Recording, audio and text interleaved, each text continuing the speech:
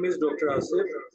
Today we are going to have interactive session of peripartum cardiomyopathy that is very common but underdiagnosed topic. So our learning objective for today's session is define and review the epidemiology of peripartum cardiomyopathies, outline the clinical courses, recognize current management strategies. So here, I am going to start my session with a live scenario that a 25-year-old lady presented to us in Afzal Heart Center 3 days ago. Gravida 3, para 3, developed a shortness of breath suddenly after second day of spontaneous vaginal delivery. No prior history of hypertension, ischemic heart disease, valvular heart disease, or any congenital heart disease. On examination, pulse is 110 beats per minute. She's maintaining the vitals, blood pressure of 130/70, but saturation on the lower side. She 96 on a 10 liter. And patient is in respiratory distress, 36 beats per minute.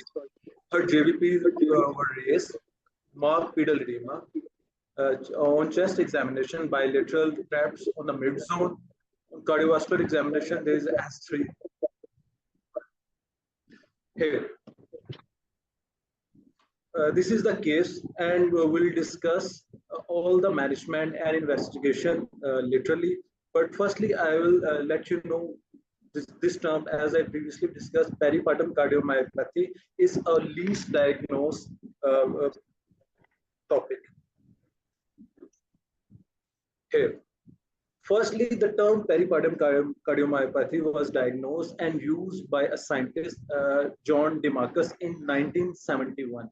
He's the one who introduced with the term with the peripartum cardiomyopathy. Before that, we don't know about this disease. So what is the natural cause of peripartum cardiomyopathy? And it was first described by John DeMarcus. Here. This is the definition of, after this slide, this is the definition of peripartum cardiomyopathy. Symptomatic heart failure presenting in the last month of pregnancy and up to 1 month postpartum. This is the old definition. But however, recently in JACC review article that redefined the definition of peripartum cardiomyopathy that was published in 2024 Journal of American Cardiology. That is an idiopathic cardiomyopathy that present with heart failure, secondary to left ventricular systolic dysfunction towards the end of pregnancy or in the month after delivery, in the absence of any other cause of heart failure. This is the important thing.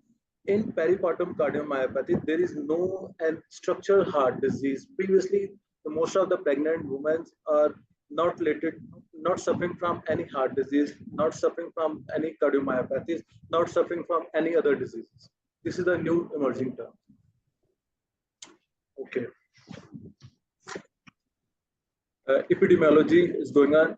Unfortunately, we have a lack of data in our region. However, according to available international data, highest incidence risk of peripartum cardiomyopathies most highestly occur in Nigeria. 1 in every 1 or 2 patients. Second one is Hayati, 1 in every 1/3 patient. The exact cause is still unknown, but it is a hypothesis. It's due to nutritional or micronutrient deficiencies, mainly zinc and selenium deficiency, and also high incidence of preeclampsia over there. Japan. Japan is a country in which the incidence is on a very lower side, 1 in every 20,000 females.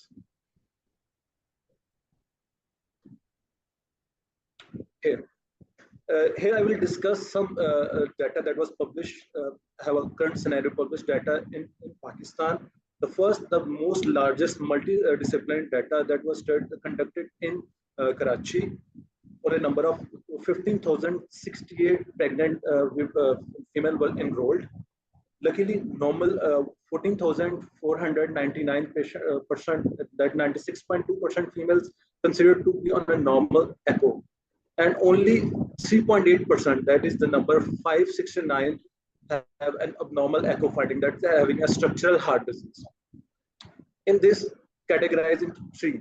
The main indicator for this study is LV systolic dysfunction that was categorized into three.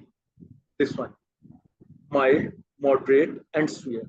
In mild, EF is an indicator of 41 to 55%, 96% present on this one. In moderate, LV ejection fraction is 31 to 40%. That is 32% female end up into this, and only severe, less than EF, less than 30%, only 12% of the female suffering from this on a severe LV dysfunction. The remaining 156 and 63 patients are suffering from a valvular heart disease or congenital heart disease. We expect many of the patients would having a peripartum cardiomyopathy, but they were not been specified till the study we have. Another study that was conducted in Aga Khan in 2010. Sorry, the study that I tell you before, this study is a recent study in 2024 that was published in JAC, Journal of American Cardiology. Then another study that was conducted in Karachi, Aga Khan, in December 2013. Among the prior study was conducted in Aga Khan, only 45 female was enrolled that met the criteria of severe LV dysfunction and diagnosed as postpartum cardiomyopathies. The good thing about this study was more than 70% of the female recovered their LV function after 6-month trial. Another data that is published in Pakistan, peripartum cardiomyopathy in Pakistan cohort study that was conducted. This trial was conducted in Rawalpindi Institute of Cardiology in 2014 by Azhar Mahmood Kiani Sahab and Rubab. The data about this study, most of the patients having preeclampsia, pregnancy-induced hypertension. In the study, only 70 female were enrolled, and they having the risk factor, they having preeclampsia, pregnancy-induced hypertension. But they will recover after 6 months. They have also recovered more than about 18%. Here, the interesting fact, risk factor. Coming to the risk factor, this is a data from previously discussed studies. On 3 studies I already discussed. I'm going to discuss 4 bullet points: older maternal age, multi-gestational pregnancy, preeclampsia, and hypertension. These studies are showing below. Maternal age 35 to 40% is the highest age when the when the female having a first-time pregnancy at the age of 35 to 40, they have a high chances of developing a postpartum cardiomyopathy. And if the female having a multiple gestation like twin or triplet, they also have a high chance of end up into postpartum cardiomyopathy. Preeclampsia and prior history of hypertension also increase the risk of postpartum cardiomyopathies. These arrows are showing the study data that we already discussed. Interesting. Till now, exact pathophysiology of postpartum cardiomyopathy remain unknown, and analysis is limited as it is relatively rare disease. Although several theories have been proposed, but still there is no proper consensus about this theory. But recently, 2 theories are proposed. Number one is vascular hormonal hypothesis, that is here. First hypothesis: usually at the end of pregnancy, the level of prolactin rises, and there is a genetic susceptibility of some patient. It is rising, patient rising level of prolactin, and it's by byproduct like that is 16 kD prolactin fragment, both having pro-inflammatory and pro-apoptotic properties. These will cause the result of death of cardiac myocyte, resulting in drop of LV function and eventually LV dilatation. This is the first hypothesis, vascular hormonal hypothesis. The second one is hypothesis that is angiogenic imbalance, including prolactin and soluble. This placenta secrete that angiogenic angiogenic imbalance, including prolactin and soluble FMS like tyrosine kinase that release from placenta, which have a negative impact on growth factor, resulting in endothelial dysfunction and cardiocyte myocyte death, and eventually end up into LV dysfunction. These two proposed hypotheses currently is going on.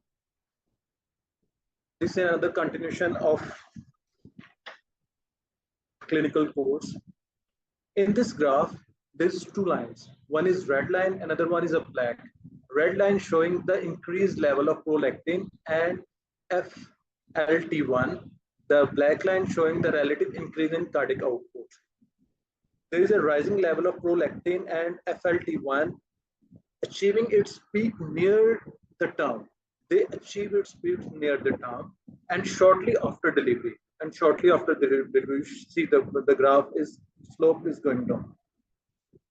Whereas in the highest incidence of developing, these are the risk, higher incidence of developing peripartum cardiomyopathies.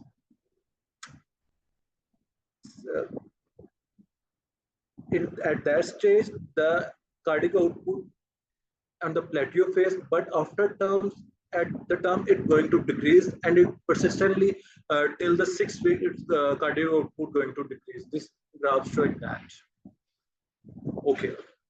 This is the pathophysiology. Now I'm going to tell you about what are the basic common symptoms that will happen when the patient present to you. Some of the very common symptoms that is mostly in a pregnant female present, that like shortness of breath, fatigue, swelling of your feet, heart palpitation, dry cough. These are the normal symptoms. Normally pregnancy do have, normal pregnant lady do have these symptoms. But in peripartum cardiomyopathy, the symptoms are more worse, like shortness of breath may end up into orthopnea, PND. In normal pregnancy, they don't go for PND or orthopnea. JVP, raised JVP. Normally in pregnancy, JVP is not very raised, but in peripartum cardiomyopathy, it's a silent feature. Low blood pressure, hypotension. Most of the time, these are the things that patient present with these things. Okay, right. So here, these are the very important slide. What are the differential diagnoses? When these symptoms come, the patient have a symptomatic abnormality that are not related to pregnancy, but are unveiled by a volume overload condition like pregnancy. Here I am going to tell you about some differential diagnosis. Dilated cardiomyopathy, valvular heart disease, congenital heart disease, hypertensive disorder, broken heart syndrome, myocarditis, pulmonary embolism, acute coronary syndrome, HIV-induced cardiomyopathies. Here, these are some diagnostic tools. History and physical examination as the hallmark for diagnosing all the disease. ECG, echo, and CMR are some other investigation tools.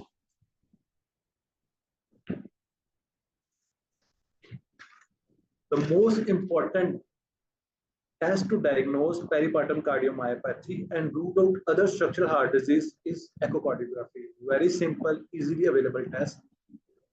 Here I am sharing some points. In every patient, there is a LV systolic dysfunction less than 45%, with or without dilatation of LV or LA. Most of the patients present with LV or LA dilatation, but it's not always the case. Sometimes LV and LA are not dilated. LV thrombi may be seen most of the patient. MR and TR is there.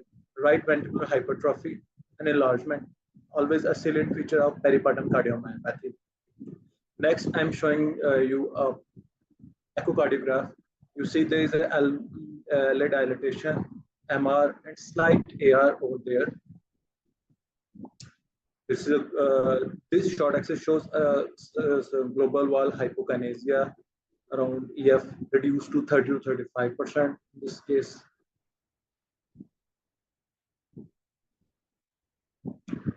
Short axis view. Okay, next one is showing. This is a apical four chamber. Is showing a moderate MR. This is a jet for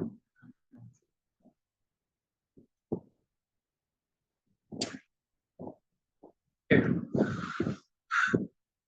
Till now, I made my point a little very clear about the investigations, epidemiologies, and pathophysiology. Now I'm going to discuss what are the management plan for this patient. Management. Management is the same. Guideline directed medical management is same as systolic heart failure according to the latest loop diuretic, beta blocker. Loop diuretic for congestive symptoms is indicated as well as in pregnancy, pre and post lactation. Beta blocker and digoxin for heart rate control. AS, ARBs, RNAs, and MRs are prevention and treatment of negative remodeling in postpartum as well as in prepartum phase.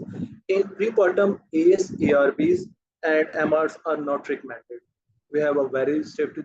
This slide is a little busy slide. I'll make it a little simple. I will explain with the color coding: green, red, and blue. Green showing a data, experience-based data that support that we can give pre or post pre-lactation in pregnancy or after pregnancy during lactation. We can easily give like loop diuretic, beta blockers, hydrolazine, and digoxin can safely prescribe during pregnancy and after pregnancy. During lactation, we can safely give. But ACE, ARBs, ARNIs, and ivabradine, they we can't prescribe during pregnancy. There is no safety trial there. Whereas in post-pregnancy during lactation phase, ivabradine and spironolactone have a no data trial, no safety trial, so we also can't go for during lactation. Then important thing is anticoagulation. I will discuss in detail in next slides. Well, we have pregnancy itself a hypercoagular state, increase in incidence of LV thrombi and systemic thromboembolism in a woman with postpartum cardiomyopathy is noted.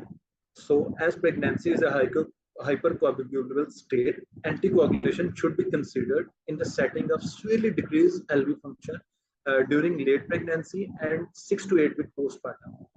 Okay. American Heart Association says we go for anticoagulation when we have a LVEF less than 30%, but European Society of Cardiology says we prescribe go for anticoagulation with the LVEF less than or equal than 35%. No published data on the therapeutic versus prophylactic anticoagulation. We don't go for. So we have basically we have a two option: warfarin and low molecular weight heparin. Warfarin during pregnancy we can't prescribe because it crosses the placenta, that is harmful for the baby. Low molecular weight heparin is safe during and after pregnancy, but there is no safety trial, no data on novel anticoagulation. So we only go for low molecular weight heparin that is safe during and after lactation, and warfarin after lactation it can safely given.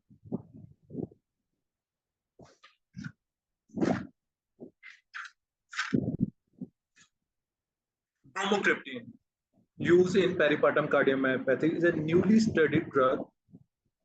Patient with peripartum cardiomyopathies, it is basically a dopamine agonist that inhibit the prolactin release that we already discussed in the pathophysiology of in this disease, because prolactin is released, inhibits the 6-kD prolactin antiogenic pro-apoptotic form.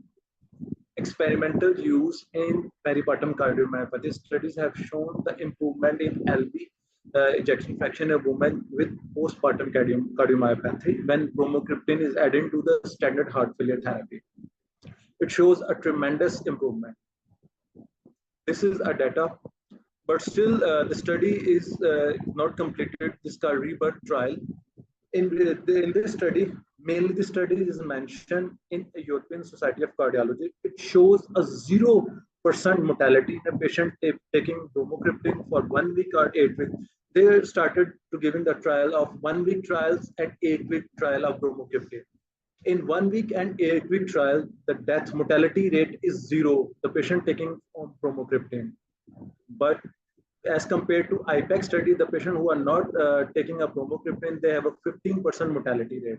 So bromocriptine shows a great improvement in LV dysfunction as well as on mortality. So here, this is our case that we discussed in the start. We manage this patient, we apply CPAP, start on IV lasixentria on day 1, ampril, bromocriptine, and low molecular weight heparin.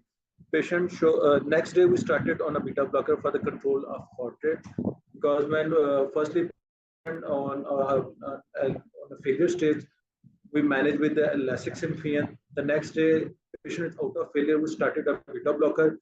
Patient responded well our above treatment, and after 4 to 5 days, we discharge this patient, and patient is on our follow-up. What different things will show here? Peripartum cardiomyopathy and cardiogenic shocks.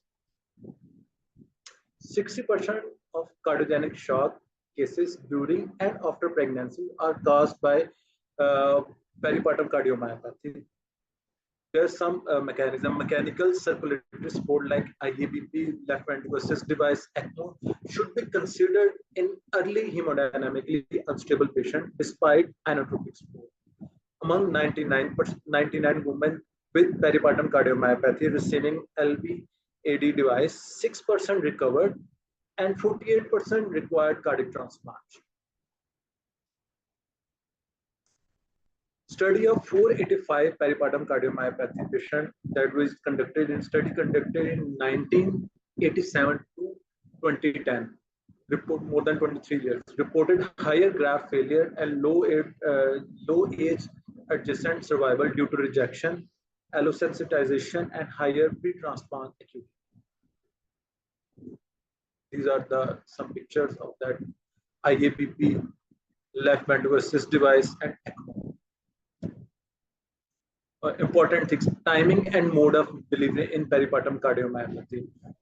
Delivery timing should be coordinated by cardio-obstructive team, including expert from OBS, cardiology, anesthesia, nursing, pharmacy, and social work. Stabilizing the mother to avoid complication of prematurity is a reasonable. Hemodynamically instability despite medical therapy should prompt early delivery or termination under invasive hemodynamic support. Stable patient should aim for, this is the important point, the stable patient aim for vaginal delivery. Unless there is any complication, then we go for C-section. Otherwise, vaginal delivery is preferred as compared to C-section. The reason, during C-section poses a higher risk of hemorrhage, infection, and thromboembolic complication. Post-delivery complication. Pre-delivery plan should involve a multidisciplinary team that I already discussed before, including the patient. Invasive hemodynamic optimization may be required for unstable patient before and during delivery. Post-delivery changes, removal of cable compression, uterine autotranspiration, and fluid mobilization.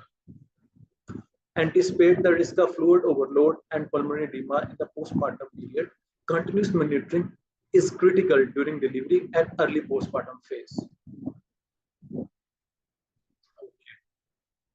Now I'm going to discuss the lactation. We have there is a difference of opinion. WHO and American Cardiac Academy of Pediatrics, this says breastfeeding confirms multiple benefits for infants and mother and is recommended by WHO and American Academy of Pediatrics. Whereas based on the prolactin hypothesis, the 2010 that proposed by European statement of peripartum cardiomyopathy, they advise against the breastfeeding that we discussed in pathophysiology, the same. However, a small study of patients enrolled online in the US indicate that women who breastfeeding actually had higher rate of recovery. Recent data from IPAC demonstrate that breastfeeding was not associated with adverse outcome, inflammatory marker, or persistent myocardial dysfunction improved with that. The observation that breastfeeding seems to be safe in peripartum cardiomyopathy suggests that continuous stimulation of prolactin secretion may not be harmful. Most heart failure medication can be given safely with breastfeeding and should not be reason to advise women against lactation. So breastfeeding is safe. We can recommend that. Okay. Importantly, we can discuss these steps to the patient as well. Contraception must be discussed. Three effective methods. Number one, most effective intrauterine devices is the most effective therapy. Moderate effective is progesterone only pill. Least effective condom and methods. The importance of contraception should be emphasized by cardiologists as well as OBS and gynecology. Pregnancy. I'm depressed by the fact that my husband, I am not able to have any more children. This news is completely devastating to me. So, recovered LV systolic function. After that, if the patient recovered LV more than 50%, pregnancy should be discouraged because of high relapse rate. However, it is discouraged.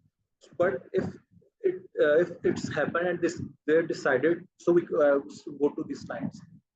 31% risk of relapse heart failure, 14% risk of persistent LV systolic dysfunction, 13% risk of premature delivery, 0% risk of maternal death. Whereas if persistent LV dysfunction, LV function is not improved and it's less than 50, the risk is high. 50% high risk of relapsing heart failure, 43% high risk of persistent LV systolic dysfunction, 50% risk of premature delivery, and 18% risk of maternal death. So what to do? Assess LV function, extensive discussion of risk, counseling regarding contraception option, and choose monitoring during subsequent pregnancy and multidisciplinary delivery cases. So this is the thing. If they want to go for pregnancy, so we keep in mind these slides. When and how to get monitoring and treatment of pregnancy. If the pregnancy happens, so we have to assess clinical assessment by echo. BNP should be performed at regular interval and by considering the symptom. Prior to conception, we go for this test. End of first trimester, end of second trimester, first month prior to delivery, and after delivery prior to discharge, and first month after delivery. These are the monitoring that we should keep in mind and discuss with the patient as well as the family. So, the message for today's discussion is disease, that is known cardiomyopathy, valvular heart disease, chemotherapy-induced cardiomyopathy, myocarditis.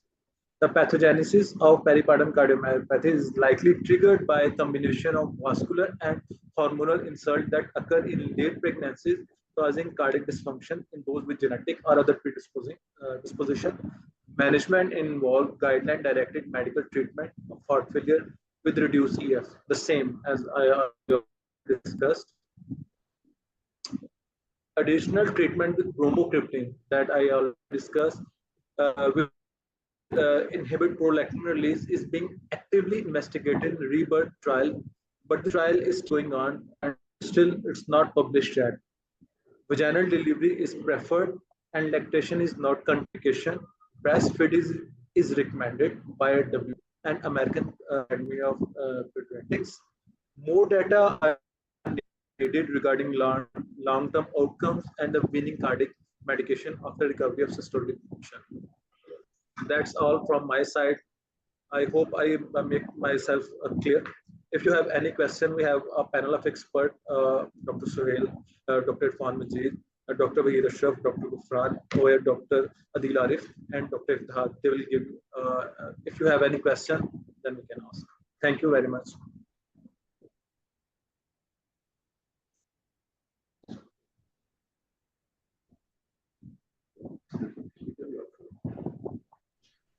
Thank you very much, Dr. Thank you, Dr. Asif, for such a good lecture on peripartum cardiomyopathy underdiagnosed term. You highlighted several issues which comes into our clinical practice, such as deciding about the next pregnancy and deciding about lactation. That's are the most important point which you come to practice. So I would like to ask Dr. Suhail Fail, how in his practice, how much percentage of patients you encounter of peripartum cardiomyopathy, and you still think that this is underdiagnosed entity still in for the cardiologist, because sometimes the patient referred late to us because they think that shortness of breath is due to last stage of pregnancy. So Dr. Suhail.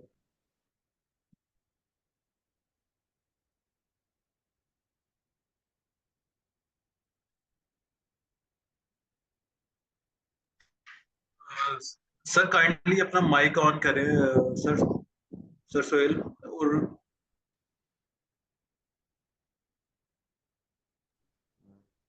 His mic is off.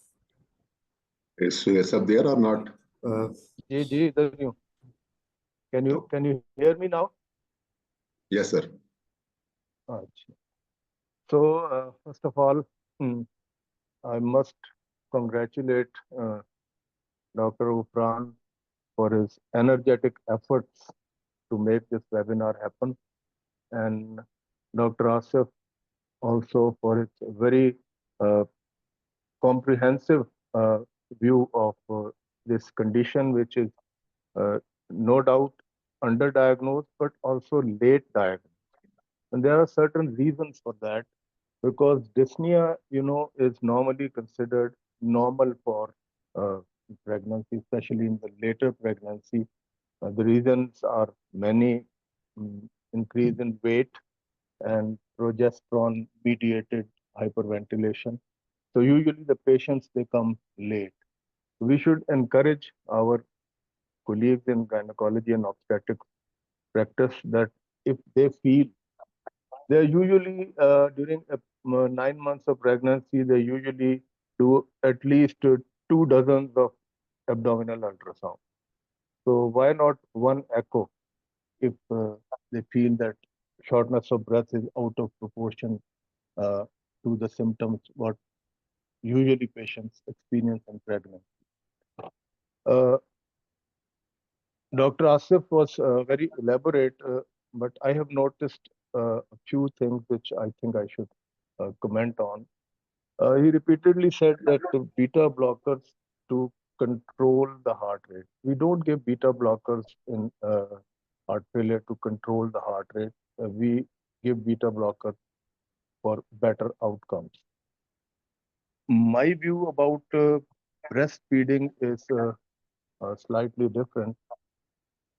Breastfeeding may be safer for different reasons, but the reason I don't recommend is that I'm not able to give ARNI if breastfeeding is there. This prolactin theory, I am not very much interested in at the moment. It is experimental right now. There are few studies, unless we come to a conclusive thing. But I don't recommend usually because we know that the results of ARNI, we are giving full-fledged treatment, all the 4 pillars in post-delivery, then the recovery is excellent. And the point which I want to ask and which I have no clue about is the duration of treatment.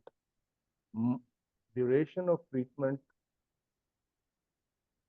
majority of the patients, 50%, 60%, maybe more, as Dr. Ufran was asking, they recover and they're in 6 months' time, it is about more than 50% ejection fraction. But how long should we treat them? What I did, usually I treat them for at least 2 years with at least 2 medicines, ARNI or ACE inhibitors and beta blockers. And then I gradually discontinue with monitoring echoes every 3 to 6 months. And if they are well, then I try to wean off, but usually we have to restart the treatment again. So I would like, especially Dr. Irfan Saab's views about the duration of treatment. Thanks. Thank you, sir. First of all, I would like to congratulate Dr. Gufran for pulling all the cardiologists at this forum, and nice presentation by Dr. Asif Bhatt. Regarding duration of treatment, it is a dilemma, as we actually don't know, and there's no data on this.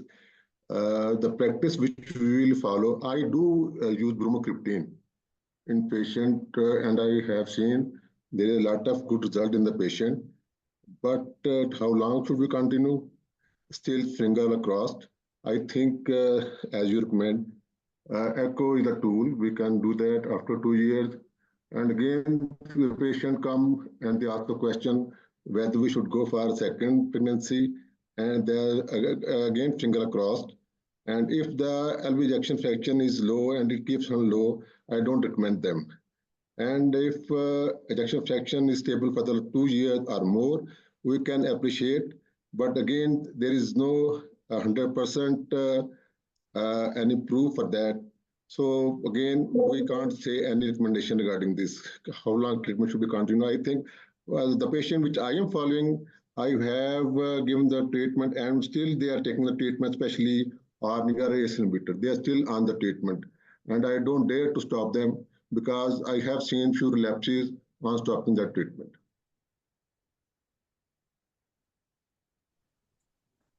Yeah, excellent points by Dr. Asif and Dr. Suhail. So I would also like to ask Dr. Adil, what's your point on the bromocriptine? What's your opinion on the bromocriptine?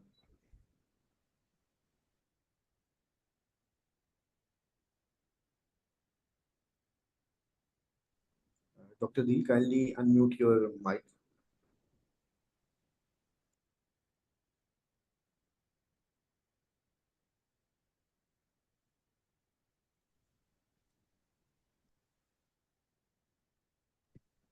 Dr. Adil, kindly unmute your mic, and if you can give your expert opinion on the bromocriptine and your intake on how long you suggest to continue the medication.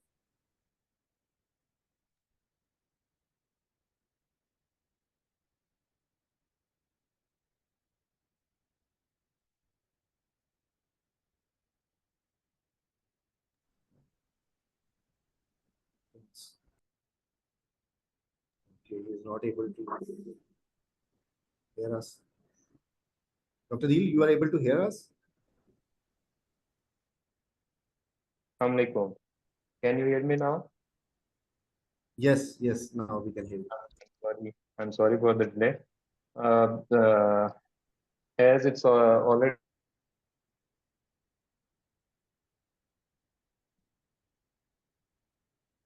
as it is on still it is an experimental studies only. Have a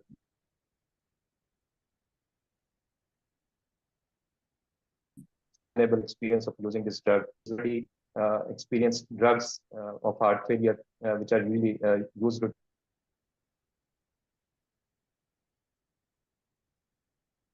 routinely. Because there are things, it's mentioned that you shouldn't go beyond 8 weeks of treatment with bromocriptine. So I think it's the only selection of the patient because it is seen in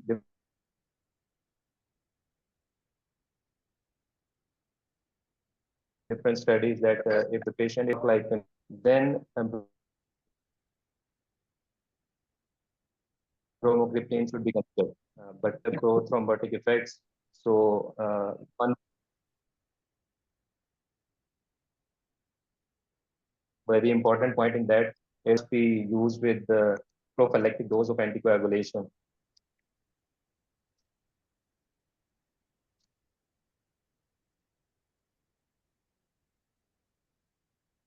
Hello? Yes, we are able to hear you. Thank you so much. Dr. Sar, I would like to ask you about what you suggest your patients about the subsequent pregnancy, the next pregnancy? The question is in her mind is that, is it safe or not? Should she have another baby or not? And what about the contraception?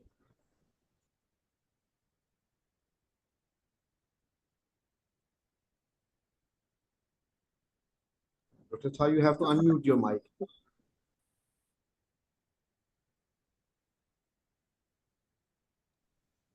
We are not able to hear you, Dr. Thar. You have to unmute your mic.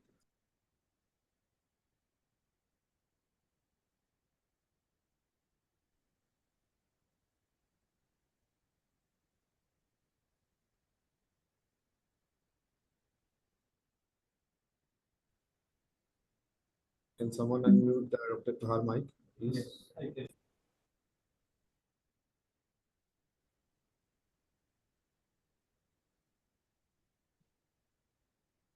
Hello, Yes, now we can hear you. am I audible?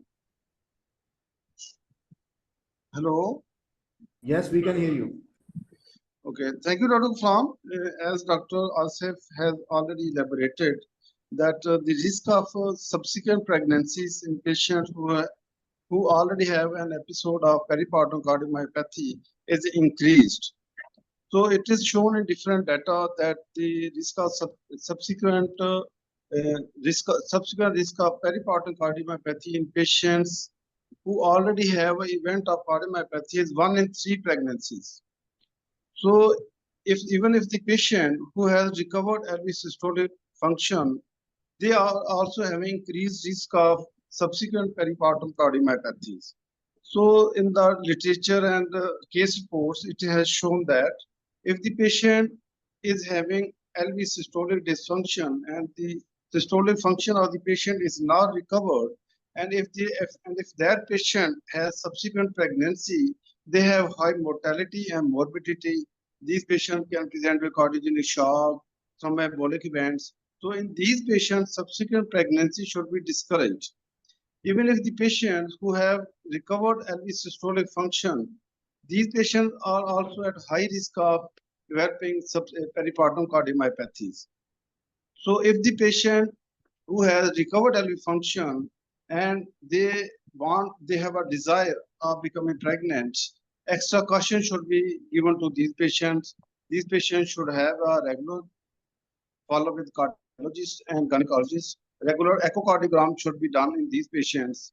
In some studies have also suggested that the dobutamine stress echo should be done in these patients to assess for contractile reserve. So in conclusion, if the patient is having history of peripartum cardiomyopathy, pregnancy should be discouraged as there is a risk of peripartum cardiomyopathy even if the patient has recovered LV function. But if the patient who has recovered normal LV function, the dobutamine stress echo should be done in these patients to assess for contractile reserve. As these patients, even if they have recovered LV function, they may have subclinical LV dysfunction. So the dobutamine stress echo should be done to assess for the risk for development of peripartum cardiomyopathies. So subsequent pregnancy should be discouraged in patients who have not recovered LV function.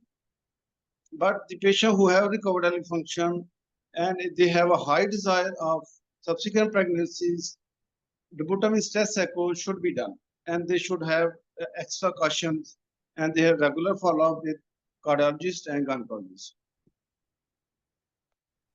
Thank you so much, Dr. Thar. Now I would like to ask Dr. Waheed, what your intake on the anticoagulation? When we should give the anticoagulation and how long we should continue the anticoagulation in peripartum cardiomyopathy?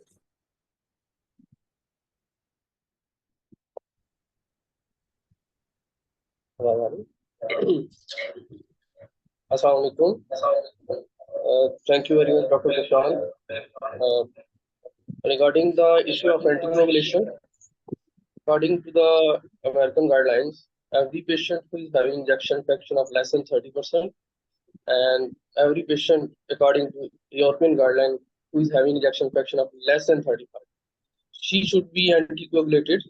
And for about 6 to 8 weeks initially.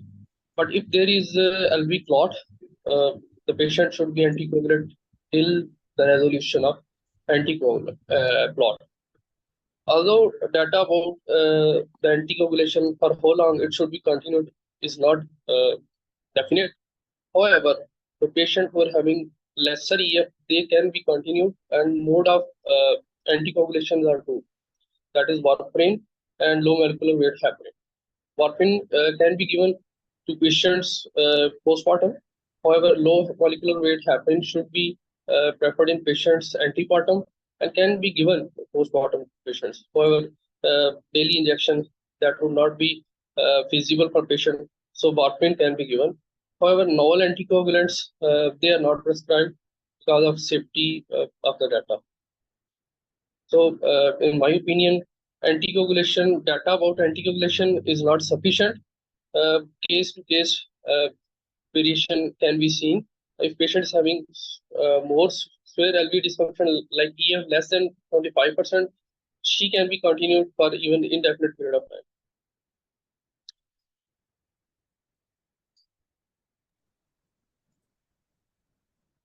Excellent.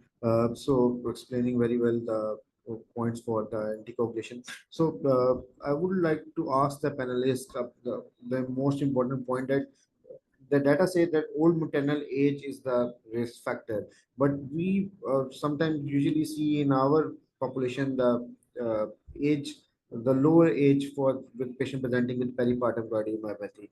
Is there any call? What should we do for these kind of patients?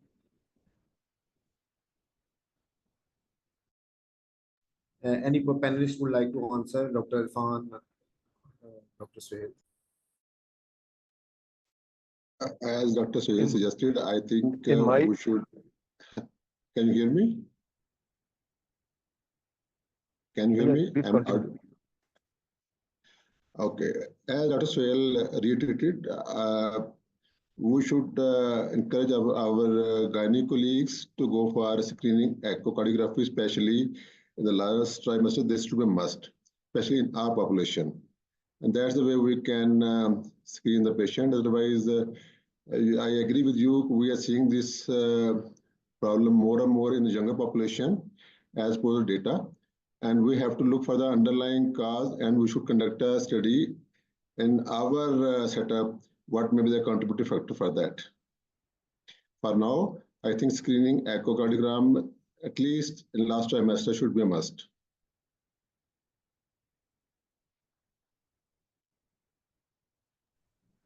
I agree with Dr. Irfan, and I also agree with Dr. Gufran. Suffering from peripartum cardiomyopathy are not very old. We see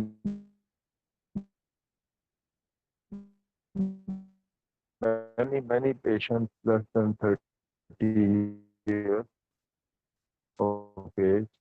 Probably the demographic differences between our population and the Western population. So we see relatively younger patients with peripartum cardiomyopathy compared to the study.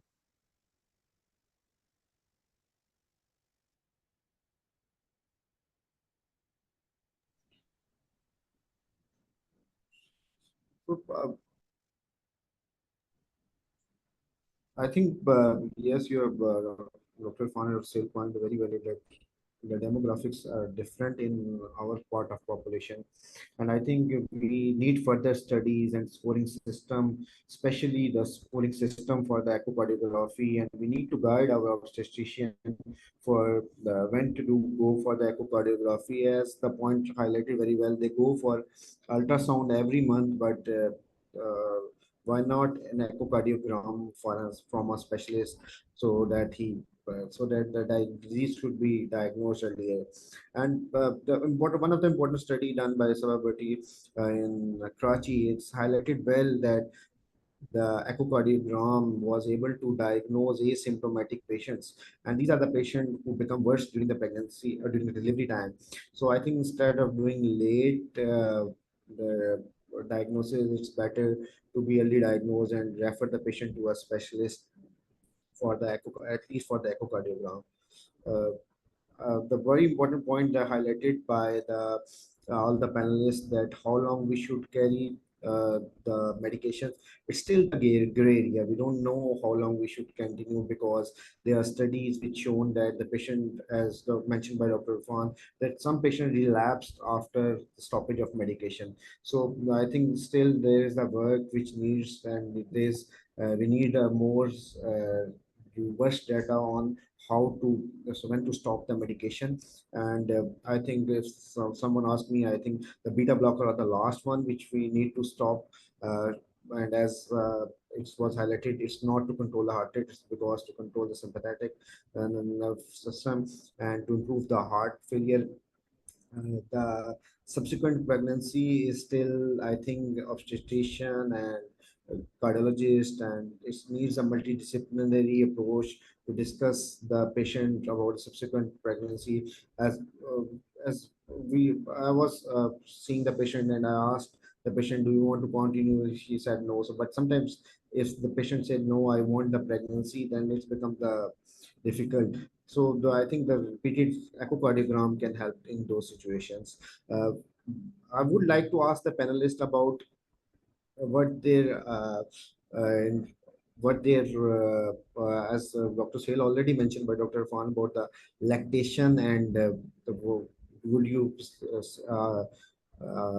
ask the patient to continue the lactation, or you say to stop the lactation once the pericardial cardiomyopathy occurs?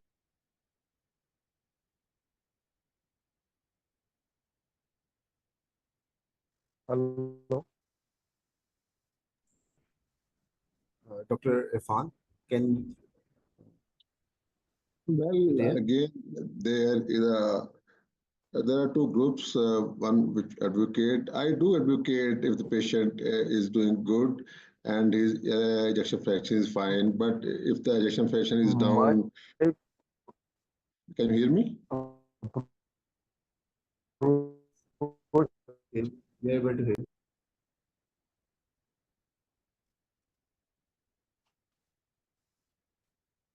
What happened? Yes, we are able to hear you, Dr. Irfan. Right. In my practice, I usually advocate the lactation, but at the same time, if the ejection fraction is down and patient is taking multiple medicine, in this case, is individualized approach. It varies from our colleagues, among our colleagues, and there is no definite answer for that. I mean, we have to stratify the patient and population in our community. Thank you, Dr. Irfan. I think we can now conclude the session. Thank you, everyone. Thank you, all the panelists, for your valuable suggestion and valuable opinions. I would once again like to thank you, the Pakistan Cardiac Society, for giving the Salport chapter the opportunity to present in the cardio webinar series. Thank you, everyone. Thank you very much. Yeah.